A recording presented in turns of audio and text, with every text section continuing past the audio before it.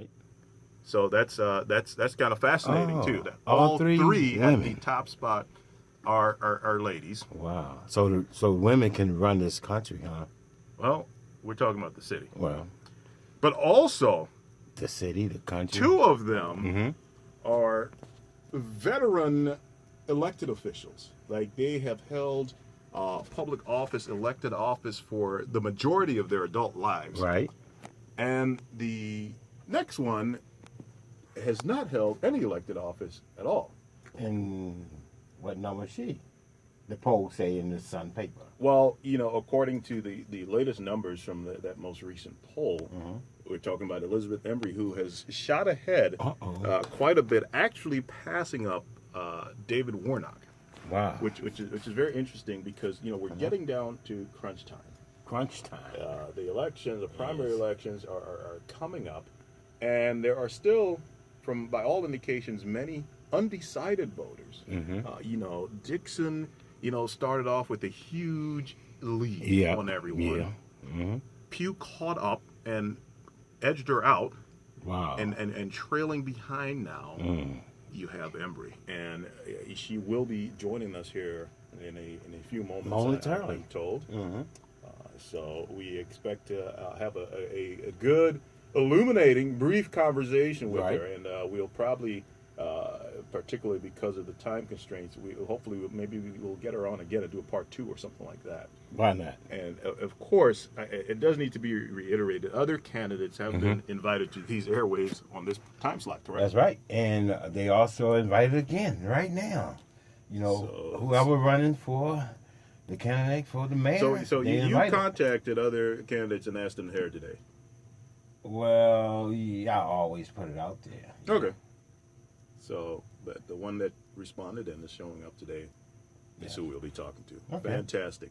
Yeah, so it's just very interesting because there's all kinds of storylines and dynamics that could be told about this election. You have the former mayor who left in disgrace, who was indicted, who was banned from participating in politics for 5 years. I mean, banned by court order, making a comeback, and Right. jumping into lead. You have a perennial mayoral candidate, Pugh, who's ran before. Right.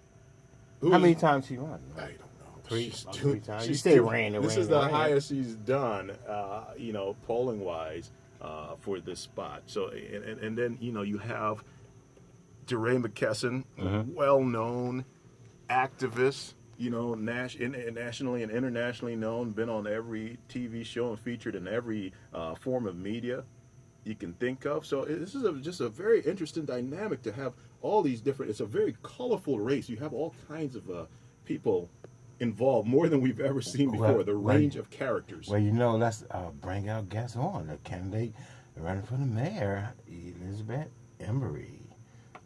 Welcome. How you doing? I'm so honored to be here. I'm wonderful. Thanks for having me. Thank you. You're welcome. Now, I want to say so. You see that energy we just heard there? That's what this race is about, because we have, for the first time in a long time, Larry, as long as I can remember, no incumbent, no sitting incumbent. So this is a horse race. Everyone is trying to get the seat, but you don't have the sitting mayor running for re-election. So my first question to Ms. Embry would be, hey, listen, these other folks, they have a tremendous amount of name recognition. They've held elected office before. Ms. Embry, you haven't. So do you think that people are thrown off or concerned about your lack of experience in political office? It's Jimmy the bodyguard speaking. So it's funny. So when I announced that I was running for mayor at City College, where I went to high school, I said in my speech, I said, you may not know me now, but you will. And so I have spent every day since then introducing myself to every voter and every person in Baltimore City. And I think there's an enormous appetite in this city for new leadership and change. And while I may not have run for office, I've spent my life doing the work of managing government, making the city safe, working on affordable housing and workforce development. So I think actually the lack of political office is an asset, because I really think right now we need a problem solver who will do the work of city government. Now, the follow-up to that question, because the other thing is, we know a large part of the voting block, the voting demographic here, in Baltimore City. It skews a little bit, how do you put it, mature, a little older. And the two candidates, besides yourself, that are sitting on top in the polling right now, they're at least 20 years your senior. How do you think that plays out with the average Baltimore voter? Do you think it's a factor at all that you're so much younger than these other two? That's interesting. So I'm 39, and I think that's a good age because I think one of the things you need in mayor, you need someone who has the experience and knows how to make government work, but you also need someone who has the energy because it is the urgency of the work and the scale of the work is so enormous, and we need someone who can work day and night on all of the problems of the city. So I think I bring that energy, but I also combine with the experience of having, run the state attorney's office as deputy, run the criminal division for the AG's office, the mayor's office of criminal justice, and on and on. I think the combination of experience and energy is really important right now. Yeah, this is Larry, the celebrity cab driver. Now, if you become mayor, right? Once you get into the office, what you plan to do for Baltimore City? So I put out plans on all these issues on safety and education and transportation and jobs. But I will say the three priorities. I mean, the emergency priorities are one, making the city safe, but combining that with reforming our criminal justice system. And I talk about what does it mean to say, the war on drugs is a failure in the city and cities across the country. But we haven't really changed the way we police, and we have to do that. And so one of the things I want to do as mayor is focus on violent crime and crimes that hurt people and property crime, but I want to stop arresting people for the possession of drugs for, for personal use, to stop doing that. And other cities have done that. Cities like Seattle have said it's much better to move this. It's really treat addiction as a disease and move it to the public health system. And so I have a lot of reforms around criminal justice and safety. So the combination of how do you make the city safe and also how do you make our system humane, fair, and progressive.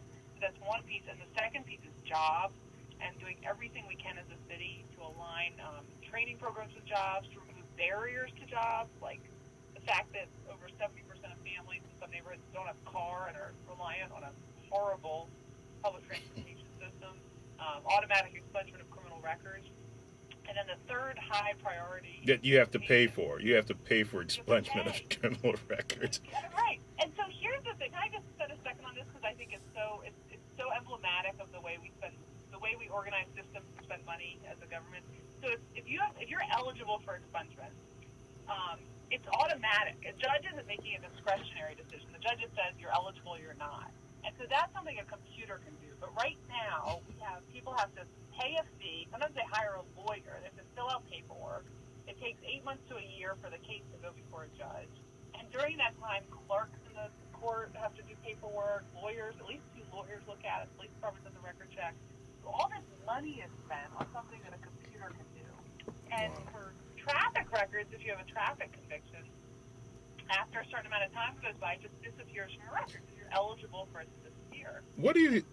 Yeah. I'm sorry to jump in, but you just opened up a whole other avenue, a whole other thing in my mind here that's on this topic, and it's a big issue in Baltimore. What do you think of our current bail system and the way it operates, and how bail often seems to be punitive instead of just being a surety? It ends up being a punitive way of prejudicial punishment because you have people sitting for inordinate amounts of time in jail awaiting trial, oftentimes because the bail is so high and they just can't get out. And in our research, it seems like nowhere else in the state does this as much as Baltimore City.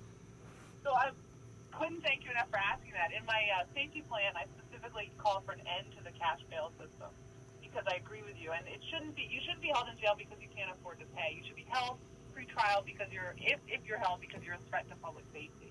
And that should be the criteria, not whether or not you can afford to pay a bail. So others like Washington, D.C. and other cities and states across the country They don't have it. In fact, they don't have it. And the federal government doesn't really have it. The federal government says either you're a threat to public safety, you should be in jail, or you're not. And we're going to look at how we can get you out of pretrial supervision and not make you pay to get out. It's nuts. And the data is overwhelming that when you hold people in jail pretrial because they can't afford to get out, you're actually making it more likely that they will return to jail because you're disrupting their lives. They might lose their job. Yeah. They might miss payments on their house. I mean, so it actually, you make the problem worse when you hold people unnecessarily through trial. So yeah, in my safety plan, that's one of the things I'm very close about. Is mayor, I will fight to end the cash. Now you'll have to. I apologize. I have not read that safety plan. I was not scheduled to. I was not scheduled to be on this program Jimmy. today. Ordinarily, if I was, I would have done thorough research and preparation. But this was a last minute fill in as co-host cool. here. So I mean, I'm familiar with your